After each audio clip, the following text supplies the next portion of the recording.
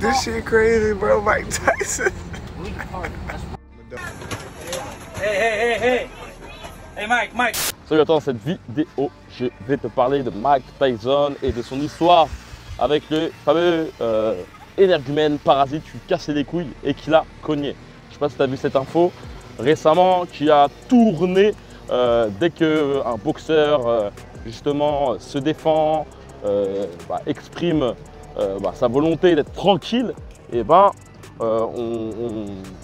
le fait passer pour un tigre, pour quelqu'un de méchant, en sachant que en voyant cette vidéo, on voit bien que c'est un harcèlement. En fait, globalement, ça aurait été une femme, les points de vue auraient été tout autres.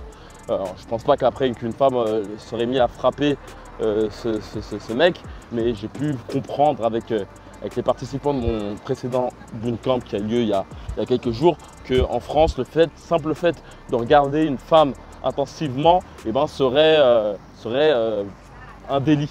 C'est ça que j'ai appris récemment. Ça fait quoi? Ça fait bientôt plus d'1 an que je suis parti de la France et j'aperçois que en fait, il y a beaucoup de disparités entre ce que peut faire un homme et une femme. Et la chose qui est intéressante, c'est que quand on est boxeur, c'est encore pire. En fait, sur Instagram, j'ai fait un petit coup de gueule en parlant d'une métaphore très intéressante du caniche et du lion. J'adore cette métaphore parce que tu sais si bien qu'un caniche a cette tendance à japper, à dire plein de choses. Là, si je dois faire une métaphore avec l'homme, c'est le mec qui dit je vais te niquer, qui parle, blablabla, je vais faire ça, mais au bout du compte ne fait rien. Et le lion, lui, par contre, est assez quelqu'un de calme, qui parle pas trop, qui agit plutôt.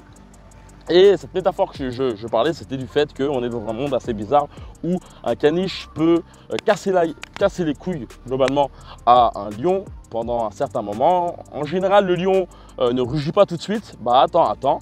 Comme ça a pu avoir lieu avec Mike Tyson, qui est bien stoïque au départ, tu vois. Le gars lui casse les couilles je ne sais pas combien de temps. Il faut vraiment voir ça comme un harcèlement, hein.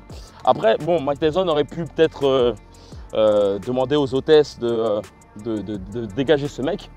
Je pense qu'il était en première classe. Ça aurait dû être le travail aussi des personnes qui encadrent ce vol. Et comme j'ai dit, le lion attend, hein. Le lion attend, il dit rien. Le caniche continue à follement agresser, plutôt à casser les couilles au lion qui est susceptible de le manger. Mais le caniche, inconscient, veut se faire manger, continue à casser les couilles au lion. Et puis après, le lion, globalement, à partir d'un certain moment, se met à manger le lion. Et puis après, quand le lion mange le fameux caniche, tout le monde commence à dire que pourquoi ce lion a été violent, etc. C'est ce qui a pu avoir lieu avec l'histoire de Mike Tyson. Je sais que beaucoup de personnes ont compris la chose. Mike Tyson est plutôt jeune en plus, hein. C'est un vieil homme de 60 ans, hein, qu'il faut avoir un certain respect. On est dans un monde où, globalement, j'avais fait cette métaphore assez bizarre d'un mec avec sa femme, et puis un mec se met à ploter les seins de sa femme. Puis le mec qui, avec sa femme, pète un câble, dit pourquoi tu fais ça, essaie de le défoncer la gueule. Puis l'autre dit que c'est une caméra cachée. Non, c'est une caméra cachée. C'est pas toi la meuf qu'on a parlé en 2 jours? C'est qui lui? C'est que toi, bro? Yo, je te jure, est-ce que tu peux décoller ça? Moi, je te fous couper, s'il te plaît, je te connais pas. Non, mais on a parlé, moi et toi. Je te connais pas, merci, bonsoir, je te connais pas. Frérot, t'es qui? Please, je sais même pas t'es qui, bro. Comment ça va, tu me connais pas? Pourquoi tu fais semblant maintenant? Vous êtes en couple? Non, pour de vrai, il a parlé avec moi, bro, en 2 jours. You get what I'm saying? Yeah, bro. Do you get what I'm saying? Get the fuck out of here, I don't know you. Ok, il y a une caméra cachée comme ça. Get the Il y a une fuck out caméra of here. cachée. But I don't give a fuck, get the fuck out of here, okay? Et la question est à se poser, quoi. Est-ce qu'il faut casser la gueule tout de même à ce fameux toucheur de nibar? Voilà, c'est à ce niveau-là que je voyais l'absurdité de la chose, en sachant que j'avais lu un podcast aussi intéressant sur le fait qu'on est dans une société où il est très difficile d'avoir son propre avis. Il est très difficile aussi de faire des choix, surtout au niveau de la self-défense. C'est-à-dire que je peux donner d'autres exemples globalement. J'avais eu une membre d'un groupe privé, la tribu Ricans, qui est plus trop actif, mais il fut un temps, il était très actif, et une femme me disait qu'elle avait défoncé globalement un de ses agresseurs Et le problème dans cette histoire, c'est que en fait, l'agresseur est parti le premier au commissariat. Et vu que cette adhérente avait une licence de boxe, et elle a eu des soucis, des amendes, ce qui l'a amené en fait à avoir des interrogations. Est-ce qu'il faut se défendre? Est-ce qu'il ne faut pas se défendre? Il y a un truc très intéressant, c'est qu'en général, quand il y a une agression, il y a plusieurs façons d'agir. En général, de façon instinctive, c'est où tu fuis, ou tu restes figé, ou tu attaques. Et dans cette situation, lorsque tu vois qu'une femme se défend, défonce son agresseur et a tout de même une amende, tu te demandes bien si faut attaquer, quoi. Ça revient à avoir juste deux situations où tu as peur de défoncer un mec qui t'agresse et au bout du compte, le côté instinctif animal en toi qui est prêt à se défendre s'interroge sur les possibles complications que tu pourrais avoir et au bout du compte, tu te figes ou tu fuis, même si le fait de fuir n'est pas mauvais en soi. Mais voilà, c'est vraiment ça que je voulais te mettre en avant. Donc voilà, je voulais faire mon petit coup de gueule. Il y a vraiment un gros problème qui empêche certains mecs à pouvoir, surtout cette histoire de regard de femmes et d'amendes, plein de trucs comme ça que j'ai pu entendre lors du bootcamp. D'ailleurs, en parlant de bootcamp, j'ai une date qui aura lieu en octobre. Si tu souhaites participer à ce camp d'entraînement de boxe qui aura lieu en octobre, c'est 8 jours de boxe, c'est dans la description, il suffit simplement de cliquer. Prochainement, je mettrai les avis des précédents participants. Ce fut vraiment une très bonne tournée. On était 7, plutôt 8 avec moi.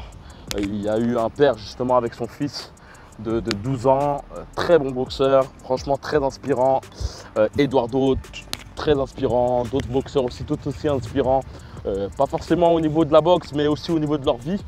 Je trouve vraiment très intéressant de voir des gens en réel. Et bien souvent, je m'aperçois qu'en termes de vibration, en termes de façon de penser, on est tous les mêmes, plus ou moins en fait. Mais on va dire, il y a ce côté entrepreneurial, il y a ce côté aussi aventurier, fonceur et aussi beaucoup spirituel. Il y a eu beaucoup de discussions sur la spiritualité. On pourrait croire que lors des bootcamps, il n'y a que de la boxe, mais bien souvent, il y a tout autre. Et beaucoup d'idées qui m'ont été données pour d'éventuels autres camps. Donc voilà, après, globalement, ça a été 80% de boxe.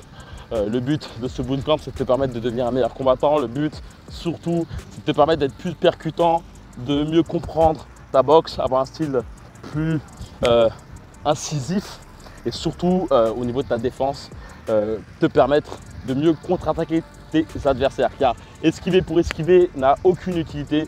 Cherche plutôt à avoir un style qui te permette d'éviter les coups et de pouvoir justement répondre plus facilement aux adversaires qui t'attaquent. D'ailleurs, c'est le meilleur moyen de mettre KO un adversaire, la contre-attaque. Et il y a plusieurs notions que je mets en avant durant ce camp, des notions simples et efficaces.